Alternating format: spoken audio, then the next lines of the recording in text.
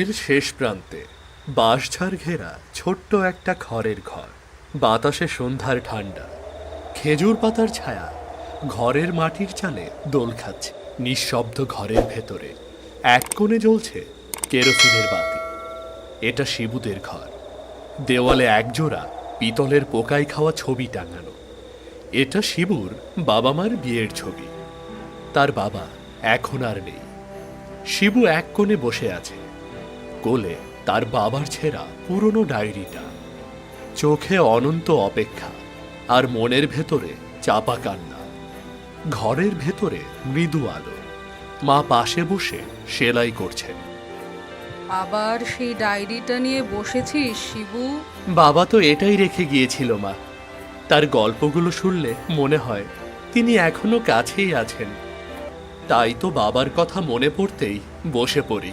কত বছর পার হয়ে গেল, কিন্তু একটা খবরও পাইনি ওর। সেই যে একদিন বাড়ি থেকে বের হলো আর ফিরে আসলো না। তুমি কি সত্যি মনে করো বাবার নেই মা? জানি না বাবা, জানি না।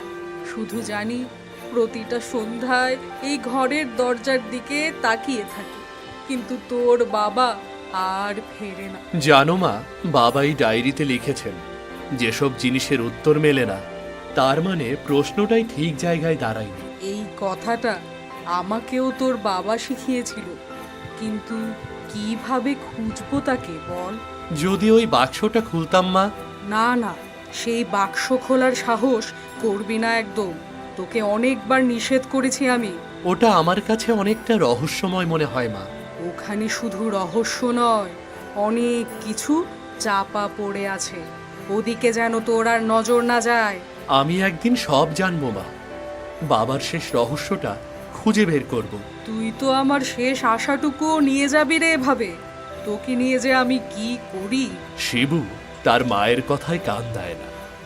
সে মনে মনে সেই বাক্সের রহস্যের কিনারা খুঁজে বের করতে চায়। প্রকৃতিও তার সাথ দেয়। রাত গভীর হয়ে উঠল, চারদিক নিস্তব্ধ।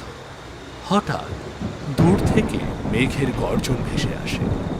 বাতাস ধীরে ধীরে বেগবান হতে শুরু করে। ঘরের মাটির দেয়াল যেন কাঁপতে শুরু করে। শিবু মেঝেতে বাবার ডায়েরি হাতে নিয়ে ঘুমিয়ে পড়েছিল। হঠাৎ বিকট শব্দে পুরনো কাঠের বাক্সটা ওপর থেকে নিচে পড়ে শিবুর ঘুম ভেঙে যায়। আরে, আমি দেখছি এখানেই ঘুমিয়ে পড়েছিলাম। বাইরে তো অনেক বৃষ্টি হচ্ছে, কিন্তু এই শব্দটা হলো কিসে? শিবু খেয়াল করল মাটিতে পড়ে কাঠের বাক্সটা খুলে গিয়েছে। হঠাৎ বাক্সের মুখ থেকে বাতাসে উড়ে আসে একটি ছেঁড়া বিবর্ণ কাগজ। কাগজটা ধীরে ধীরে তার কোলের ওপর এসে পড়ে। এটা কি? এটা তো একটা মানচিত্র। কি হলো শিবু? এত রাতে হাঁ করে বসে আছিস কেন? মা, এই দেখো, বাক্সটা খুলে গেছে। ভেতর থেকে একটা মানচিত্র বেরিয়ে এসেছে। মানচিত্র? এই বাক্সের? রাখ, রাখ বলছি, ওখানেই রাখ। মা, তুমি সব সময় অমন করো কেন? এটা তো আমি নিজে থেকে খুলিনি, আপনা আপনি খুলে গেছে। তাহলে আমি যেতে পারবো না কেন মা? কোথায় যাবি তুই? তোর এত সাহস কোথা থেকে আসে? আমি যাবই মা, যাবই। এই মানচিত্রে যেদিকে নির্দেশ করেছে সেদিকে। হয়তো ওখানেই আমার বাবার শেষ রহস্য লুকিয়ে আছে। না, তোকে আমি কিছুতেই যেতে দিতে পারি না বাবা। তুই আমার শেষ সম্বল। জানিস তো কত বিপদে পড়ে গিয়েছিলাম তোর বাবা ছেড়ে যাওয়ার পর। তোর জন্যই বেঁচে আছি শুধু। তোর কিছু হলে আমি কিভাবে থাকবো বাবা? আমি যেতে চাই মা। বাবা যদি না ফিরে আসে, সেটার পেছনে কোনো না কোনো রহস্য অবশ্যই আছে। তুমি যেতে দাও আর প্রার্থনা করো আমি যেন তাকে ফিরিয়ে আনতে পারি। তুই যদি যাস তবে কিছু কথা মনে রাখিস। লোভ করিস না, মিথ্যে বলিস না, আর ভয় পেলেও থামিস না। তোর বাবাকেও আমি সবসময় এটাই বলেছি। কথা দিচ্ছি মা, আমি লোভ করব না। সেই রাতটা কোনোভাবে বেরোল। ভোরের আলো ফোটার আগে শিবু রওনা দিয়েছে। তার হাতে সেই মানচিত্র, কাঁধে ছোট্ট একটা ব্যাগ, আকাশে লালচে আভা, মাঠের ঘাসে শিশির জমে আছে, চারদিক শুনশান, কেবল মাঝে মাঝে শালিক পাখির ডাক শোনা যাচ্ছে। শিবু গিয়ে থামে এক নদীর ধারে, পাড়ে এক নৌকা দেখতেই উঠে বসে। নৌকার মাঝি বয়সে বৃদ্ধ, সে শিবুর হাতে মানচিত্র দেখেই কিছুটা চমকে ওঠে। এই মানচিত্রটা কোথায় পেলে গো ছাওয়াল? এটা কোথায় পেলে? এটা আমার বাবার রেখে যাওয়া। ওটা দেখেই বুঝলাম আমার গন্তব্য ওই পারে। আপনি কি আমায় নিয়ে যাবেন? ওই পারে?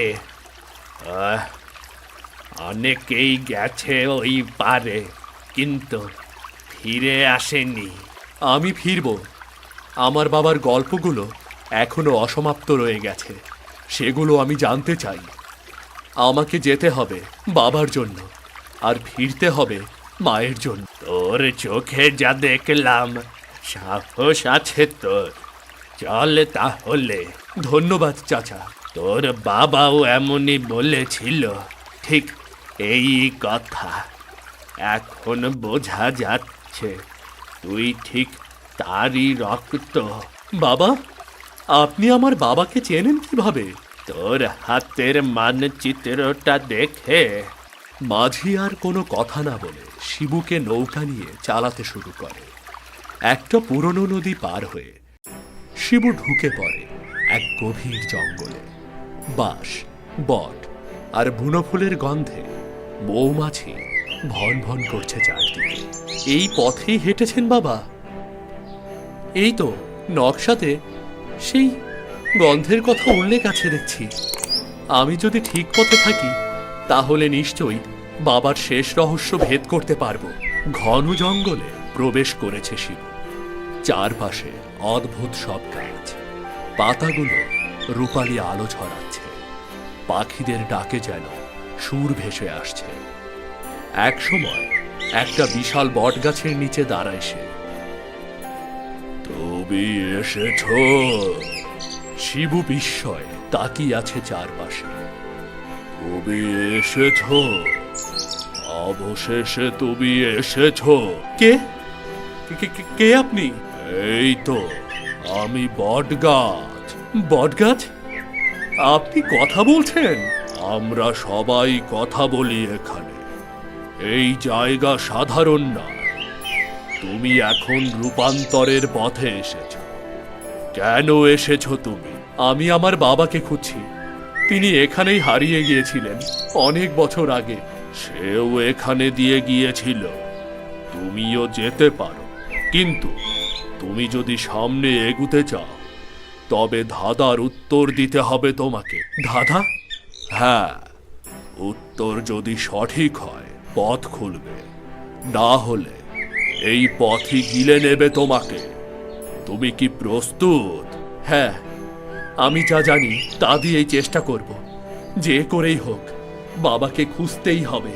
মনে রেখো, উত্তর ভুল হলে তুমিও তোমার বাবার মতো হারিয়ে যাবে, আর ফিরতে পারবে না। আচ্ছা, আমি প্রস্তুত। শিবু প্রস্তুত হয়ে জঙ্গলের ভেতরে তিনটি রাস্তা খুলে যায়। একটা নদীর দিকে, একটা পাথুরে গুহার দিকে, আর একটা উঠে গেছে পাহাড়ের গায়ে। পথের সামনে একটি সত্তা দাঁড়িয়ে। সে নদী রানী, আর তার কাঁধে এক পাখি। শোনো, ধাঁধায় লুকানো আছে ইঙ্গিত। সঠিক পথ বাছার জন্য এই ধাঁধার উত্তর জানতে হবে। এই তিন পথে এক পথ সঠিক, বাকি দুই পথ ভুল। আমি বইতে থাকি, কিন্তু কখনোই নিজে থামি না। সবাই আমায় চায়, কেউ আমায় ধরে না। এই ধাঁধায় পথ আছে, কিন্তু সেটা কোন পথ? আমি বুঝেছি। এটা তো নদী নিজেই বইতে থাকে, কখনোই থামে না। হ্যাঁ, তার মানে নদী আসল পথ, আর বাকি দুটো পথের তো কেউ নেই। এখানে নদী রানী আছে, তার মানে এই পথই ঠিক। নদী সঠিক উত্তর। হ্যাঁ, একদম ঠিক। তুমি নিজেই পথ চিনেছ। যাও, এবার সোনার রাজ্যে প্রবেশ করো। ছায়া ছায়া পথ ধরে এগিয়ে শিবু এক বিশাল দরজার সামনে এসে দাঁড়ায়। দরজায় লেখা, লাভে লোভে পথ রুদ্ধ হয়। দরজা ধীরে ধীরে খুলে যায় এবং সামনে উদ্ভাসিত হয় এক রাজ্য, যেখানে ঘরবাড়ি, গাছ, এমনকি মাটি পর্যন্ত সোনায় মোড়ানো। কিন্তু চারপাশে কোনো প্রাণ নেই, শুধু অজস্র সোনার মানুষ। শিবু সোনার জৌলুসে অভিভূত, কিন্তু পাথরের মানুষগুলো দেখে তার মুখ বিবর্ণ হয়ে যায়।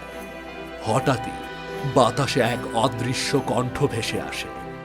স্বাগতম সততার পথিক, তুমি পেরিয়েছ ধাঁধার গণ্ডি। এই জায়গায় এত সুন্দর, কিন্তু সবাই সোনার কেন? তাদের প্রাণ কই?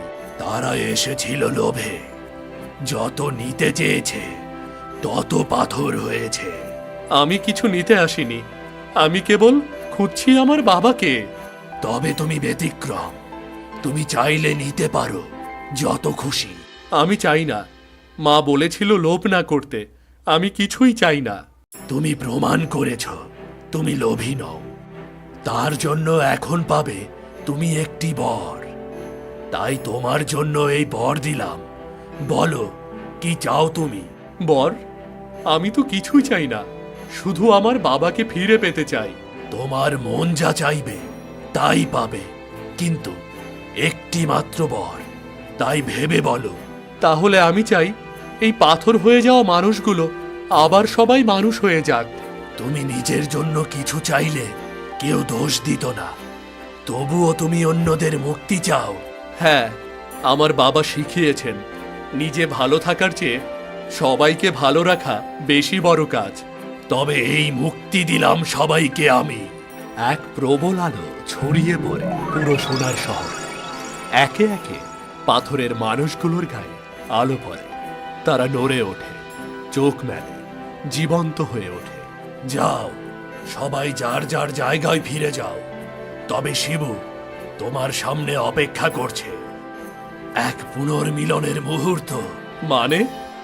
শিবু প্রশ্ন করে, কিন্তু হঠাৎ চারপাশে বাতাস ভারী হয়ে ওঠে। এক আলোতে সবাই নিজেদের বাড়ি ফিরে আসে। শিবু তার বাড়ির সামনে এসে দাঁড়ায়। তখনই সে দেখে তার পাশে আরো একজন। আপনি কে? তুমি? শিবু, এটা তোর বাবা? বাবা? আমি আমি তুই শিবু? তুই আমার ছেলে? বাবা, আপনি আমার বাবা? আমি বিশ্বাস করতে পারছি না। মা দেখো, বাবা ফিরে এসেছেন। আমি তো ভেবেছিলাম কখনোই আর তোমাকে দেখব না। আমি ফিরেছি শিবুর জন্যই। তোর সততা, তোর সাহস, সবকিছুর প্রতিদানই তুই শিবু, সবকিছুর প্রতিদানই তুই। বাবা! শিবুর চোখে জল চলে আসে। এতদিন পর তাদের পরিবারটা পূর্ণ হয়। এরপর থেকে তিনজন মাটির উঠানে বসে কান্না ও হাসির মিলনে সময় কাটায়। হঠাৎ একদিন বাতাসে ভেসে আসে সেই কণ্ঠ। এ এক সততার পরিণতি, এক পরিবারের পূর্ণতা। এখন তোমাদের ঘরে আবার জ্বলবে আলো। এই নাও তোমাদের জন্য আমার উপহার। হঠাৎ এক থলে স্বর্ণ মাটিতে পড়ে। এটাই তাদের চলার পথ সহজ করে দেয়। সেই পুরনো খড়ের ঘরটাতে আজ আর কষ্টের ছায়া নেই, আছে শুধু এক পরিবারের পুনর্মিলনের উষ্ণতা।